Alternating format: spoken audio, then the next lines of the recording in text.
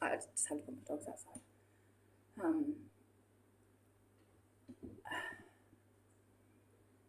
you know, we all do the best we know how to protect people. And if that comes down to small things or big things. Me, me not having my children, I could have gotten sober, not worried about what happened to me, ignored the fact that the police didn't do their job, just dismissed all that and gone gung ho and done everything correctly, and gone to family court and all the stuff, right, to get my children back. And initially, that's what I did. Initially, I followed what DCP suggested or put in safety plans. Then I did a family group conference, followed everything, right? I did, I think, 7 clean urines and a hair follicle, all clean. One of them came back with codeine, but I had issues with my teeth. So I did all these things, and I was still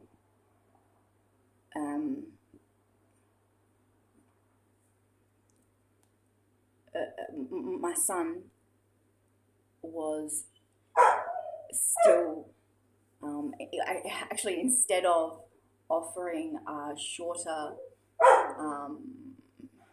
far out, I was about to say lease, like they're just borrowing him for a bit, a shorter length of time away from my son. They reduced my visitation, and then they reduced my visitation to nothing, and then they went from 6-month orders to a 12-month order to an 18-month order to an 18-year order. The more I fought them, the more not even fought them, the more I agreed with them, the more I, the better I got, the less drugs I used, the, more I showed up, the more I did to try and get my son back, the more they took. I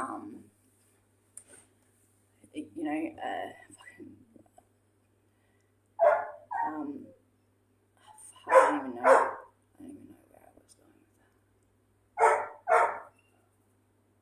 See, this is, I don't know if it's typical, because I don't know many people who experience PTSD. And I guess everything's different. But see, my dog barking right now is because I am in distress and I'm talking about something that they don't want me to talk about.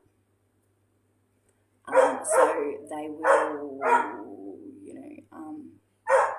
upset my dog. So I stop doing what I'm doing and go to him because he's in distress. And the fact of the matter is, my dog's sitting at the back. Nobody's hurting him. I can see him. He's got another dog out there with him. It's attention-seeking behaviour, because what I'm doing and how I am right now is real. Just like that bottle behind me, which I'm not sure where it came from. And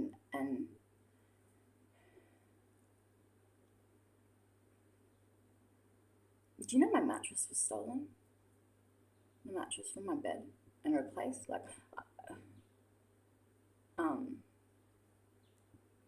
The house across the road, the woman living there, ended up having to see out her sentence in prison, and there's the lease on her house was realistically she was kicked out, and my partner was staying there, and so I got a heap of her furniture here. I've got a heap of other stuff, so if she's listening, she's welcome to come pick it up. But anyway, my bed,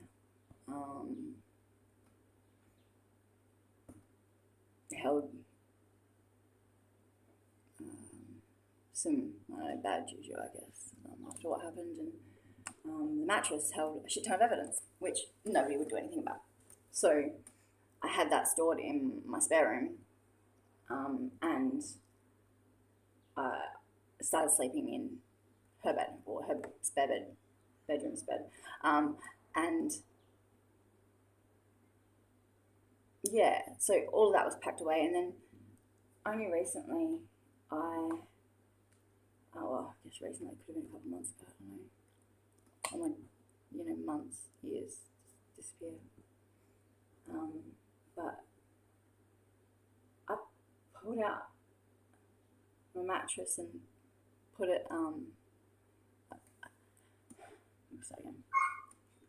I cleaned out my spare room and made the bed up, put it back together and put the mattress on the bed. And when I did that, and when I put it away, the mattress had a purple, like a fitted sheet over the top of it. So when I pulled the sheet off the mattress when I put it on the bed, and I noticed instantly that the mattress had changed. It was almost brand new. Like the one I originally had on the bed was a secondhand mattress. It was in good condition, but the one that's on my bed currently, it was almost brand new, but it wasn't the mattress. It wasn't the same. It was not the same mattress as the one I had here stored as evidence.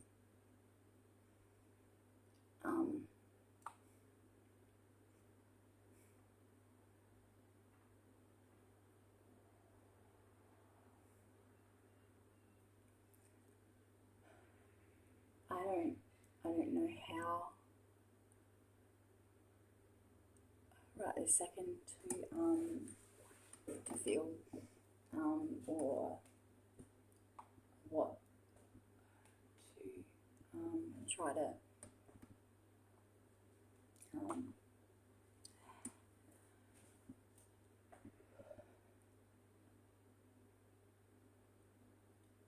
how to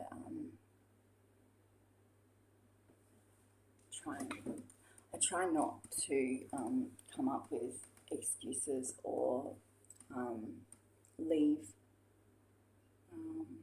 or try to cover anybody in the sense of my partner can be a horrible person sometimes, but just like everybody, we all do. We all make choices to behave the way that we do. There's things that is deeply ingrained and stuff. And the person that I met initially, about this time last year actually, was not the person that he is portraying now. And from what I can gather, this happens every time he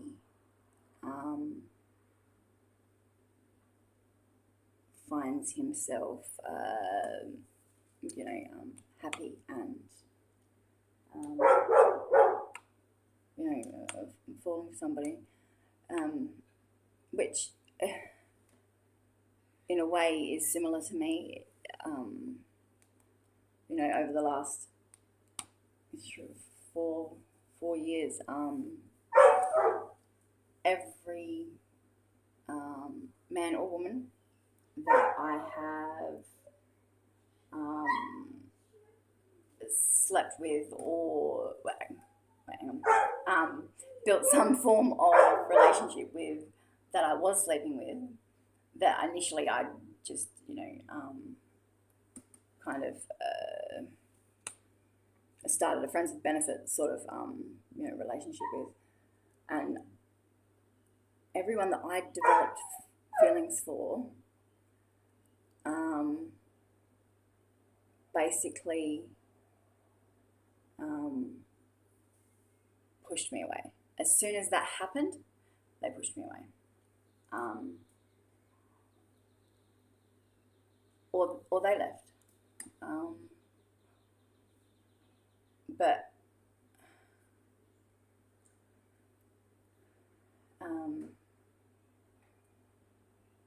that's this system, I feel, that's some form of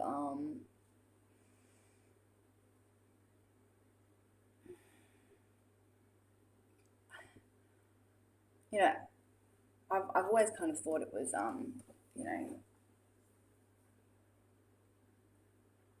a way that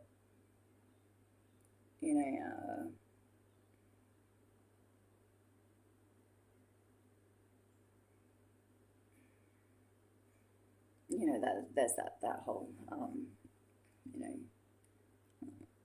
I didn't want to date you, I just want to fuck you, right? And that's fair. There's plenty of people out there that I've been like that with.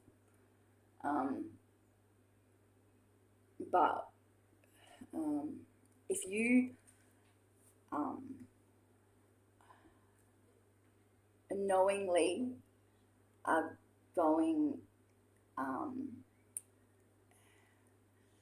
if you are knowingly going out of your way to meet somebody and portray yourself to be something you're not, to make this person who happens to be in one of the most vulnerable situations she's ever been in, which is completely out of her realm of comfortability. So she's not even herself at the moment.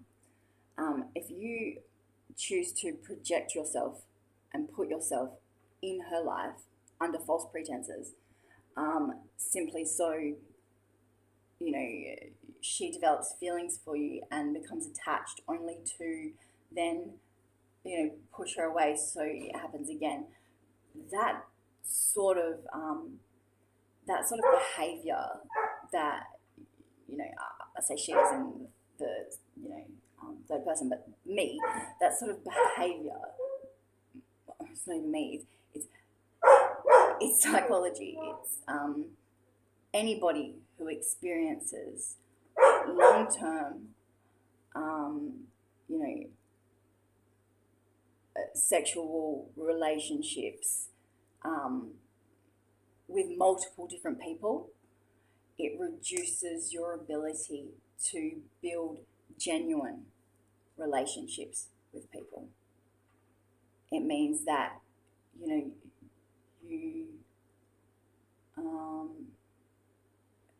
it takes a lot more work for you to form bonds with somebody. It's a challenge to then fall in love with somebody and have a long-term relationship. You become,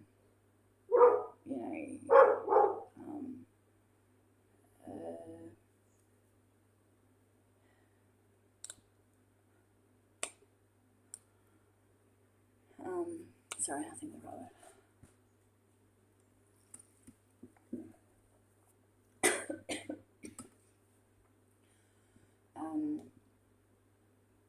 You're self-destructive. And you become self-destructive.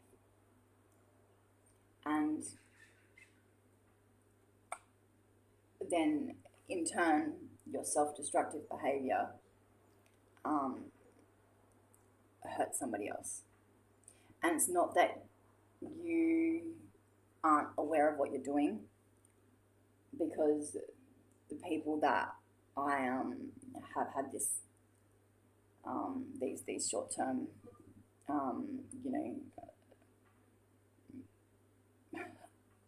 more than a friendship, but no, really, like we're just friends with benefits. And some of them, there wasn't a lot of friendship. There was something mutually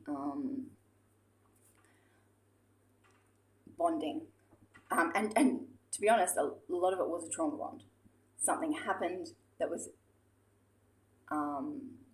significant enough in a bad sense, not a good sense, and you know, and again, my beautiful broken brain doesn't acknowledge that at the time. It's only months later, and then when I call them out on it, they're going to go, well, no, and that's exactly what's happened. And some of them were good about it, some of them weren't so good about it, and they still blatantly lied and said, no, it didn't happen. When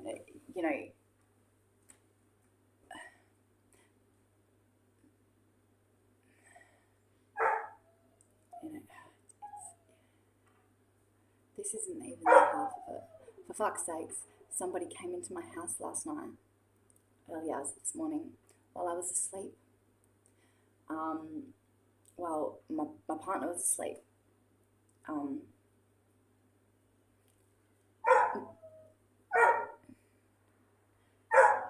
Maybe he was asleep. Maybe he wasn't. Maybe. Yes. I remember that.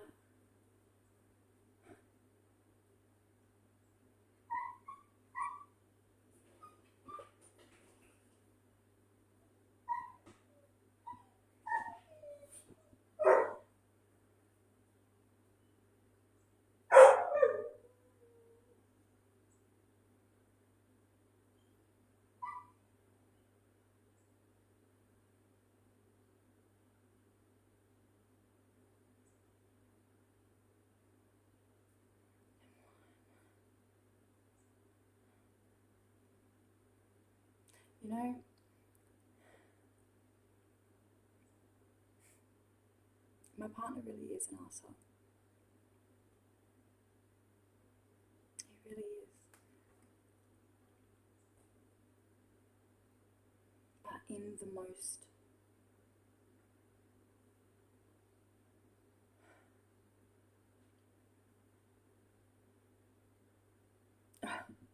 what's the opposite of typical?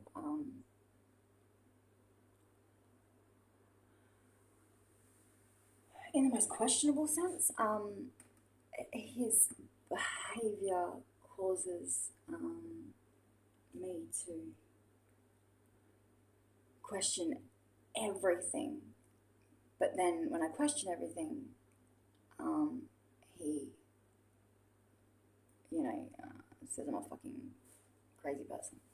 And that, how do I come up with these things? And the fact of the matter is that I have PTSD, and I have a lot of other extenuating circumstances and memories, and the way my brain puts things together is, I think probably pretty normal for somebody who's gone through what I've gone through, and especially when you've been given certain bits and pieces, and have a good memory, I guess. But so all these things that all these little clues, I guess, that I've been given for a certain amount of time. My initial knee-jerk reaction is that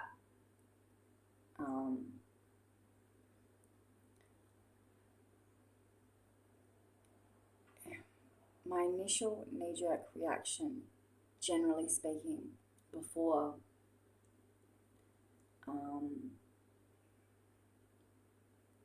before the end of 2021 was normally pretty bang on. Like, that was 9 times out of 10 I was correct. But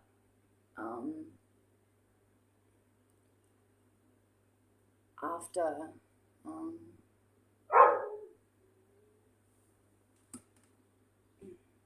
what's happened over the last couple of years, and the experience I've had,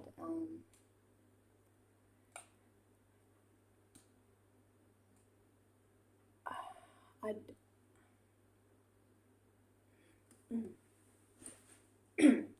I don't know where I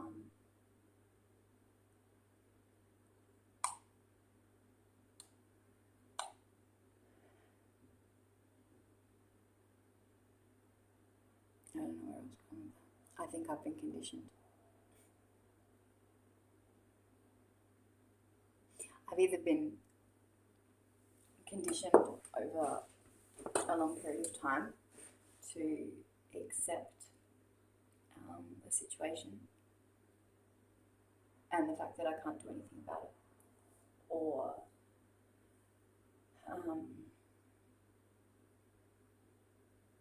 these people who've been pushing me away, or have done these things, giving me little clues, I guess, as a sorry, I'm an asshole, but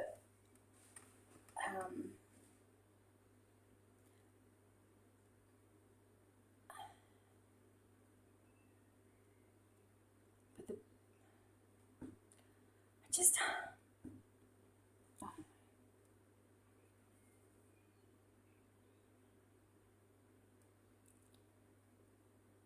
my body doesn't feel right this second. It hasn't since I noticed it about 2 o'clock, which is, I had a point this morning. I'm not really sure what of. I want to say here, but I don't know. It's a bit glucosey, I guess. I only say that because, well, my eyes aren't dilated. I didn't have the same feeling. A bit of a headache, a bit slower.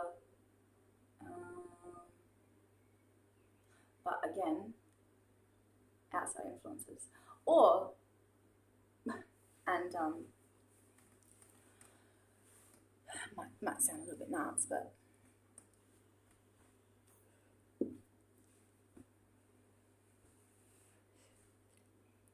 internal influences, which are then controlled by external influences.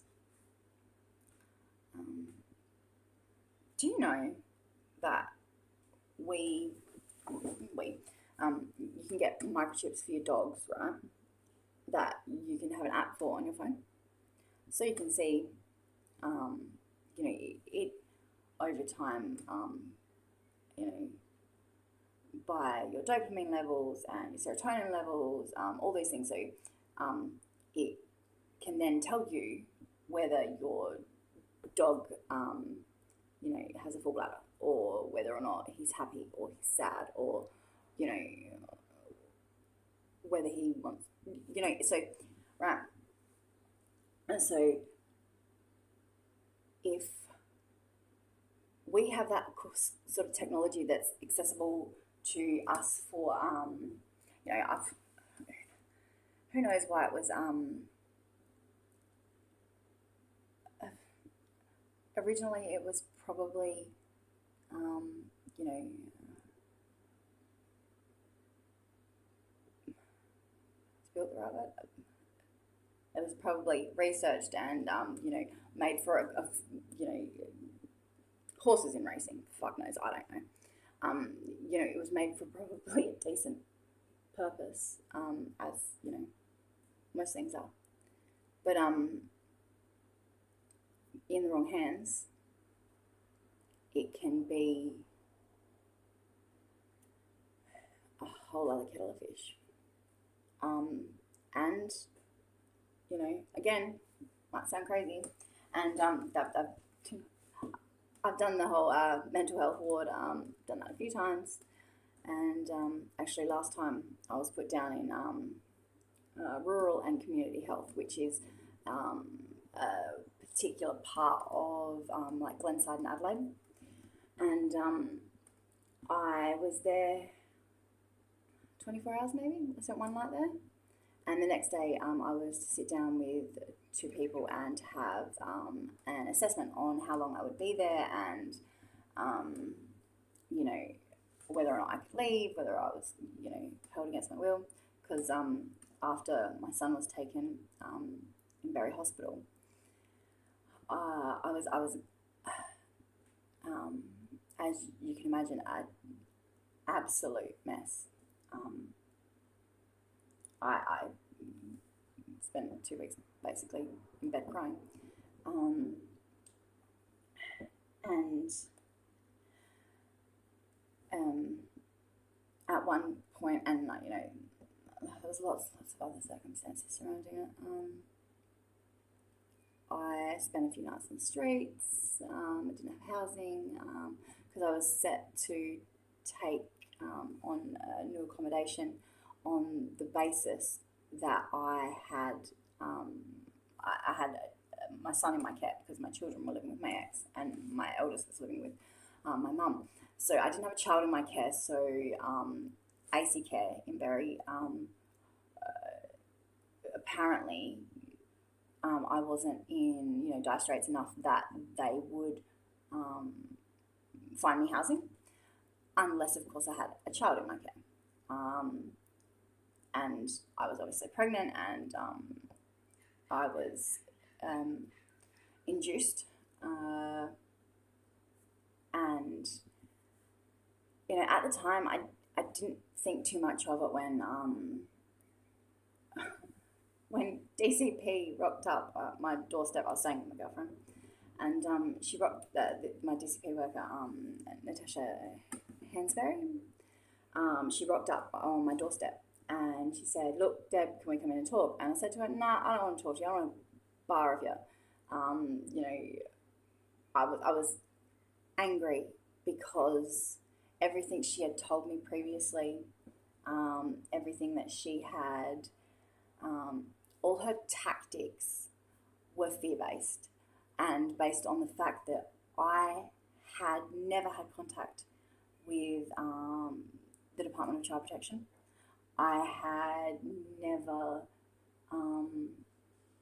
really done anything that wasn't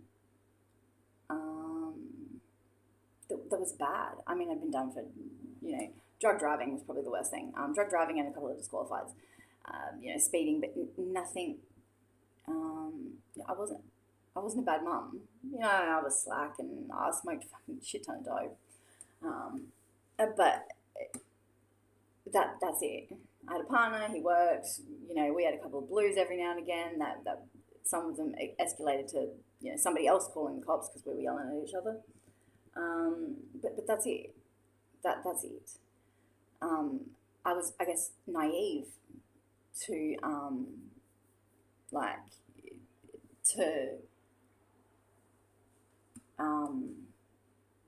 to the government, I guess, now that I think about it, because I grew up installed with the belief that, I don't know if you know,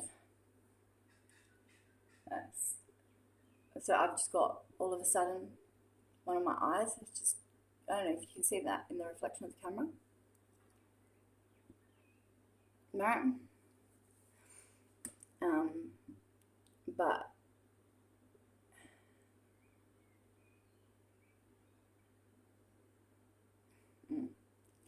so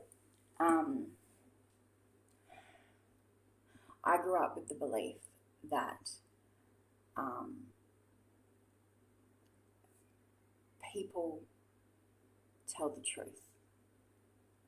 That and if you tell the truth and are honest, that, hang on, can we rewind that for a second? That yeah, what she said, that the truth will prevail. Like, that if I go to the cops and I say, look, this, and this happened, and I'm telling the truth, that that there will be justice, right? And I was under that impression with the Department of Child Protection, but when they first when there was first initial contact with them, they basically used that against me. I let them in my home. My home was fucking trash. There's shit everywhere. And generally speaking, I'm a tidy person. It's it. I had 4 kids. I was currently going through the end of a relationship, which I was experiencing a DV situation, and then on top of that, there's something else I'll talk about. But there's this. I want to say telecommunications, but I did have telecommunications issues, but it's